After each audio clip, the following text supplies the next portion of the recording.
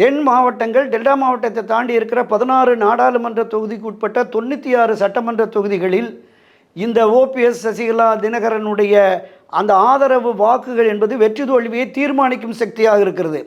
அவர்களை தவிர்த்துவிட்டு தேர்தலை எதிர்கொண்டால் அதிமுக இந்த என்டிஏ கூட்டணி வெற்றி பெறுவது அவ்வளவு எளிது அல்ல என்பதுதான் என்னோட பார்வை. இப்போ இன்னும் வேண்டாம்னு சொல்றாரு கிட்டத்தட்ட. அப்போ வெற்றி கிடைக்காது, வெற்றி கிடைக்காது சார். 100% நான் சொல்கிறேனே. நீங்கள் திராவிட முன்னேற்ற கழகத்தினுடைய களப்பணி இருக்குல்ல, நேரடியாக நீங்கள் உங்களுக்கு தொடர்புடைய ஆட்களுக்கு இருந்தால் கேளுங்க. ஒவ்வொரு அமைச்சருமே 20-30 தொகுதிகளை கையில் எடுத்துட்டாங்க. பல வேலைகள் நடந்துகிட்டு இருக்கு, இப்போது இருந்துகிட்டு இருக்கு. இவங்க மேலோட்டமாக பல வேலைகள் அதிமுக தானே செஞ்சுட்டு இருக்கு. இல்லை அதிமுக இன்னும் அந்த கீழே இறங்கி பண்ணலை.